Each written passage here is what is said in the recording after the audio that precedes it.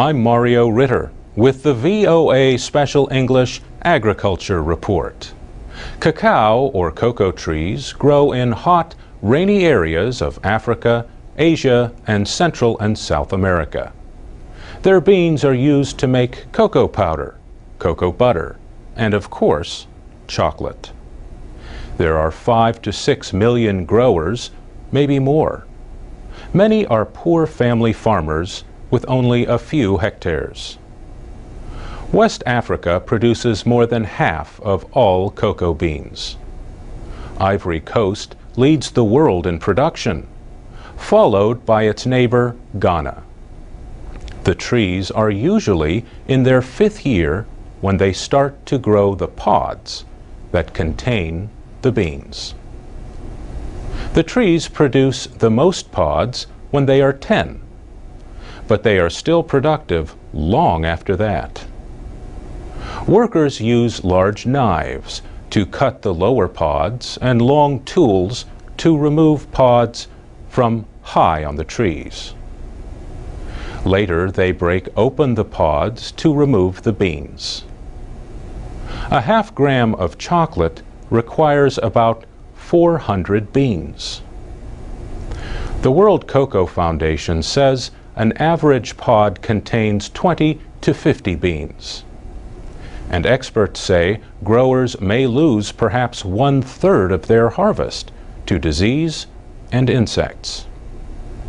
But now scientists have genetic maps of 2 kinds of cocoa trees. These genomes are mostly complete and could lead scientists to new ways to increase production and prevent disease. Mapping genes is the first step to understanding an organism.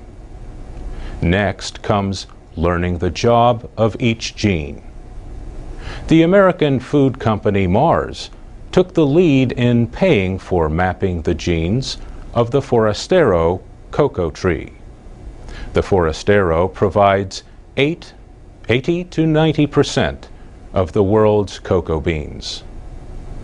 Mars depends on those beans for its M&Ms and other chocolate candies.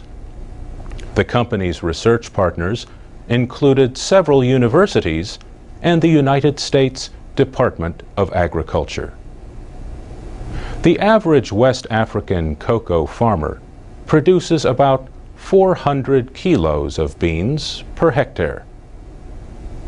But Howard Yana Shapiro, head of plant science and external research at Mars, thinks that science could greatly increase the yield. A competitor of Mars, Hershey's, supported the gene mapping of the Criollo, a far less common cocoa tree. CIRAD, a French government research center, led scientists from 6 countries in creating that genome.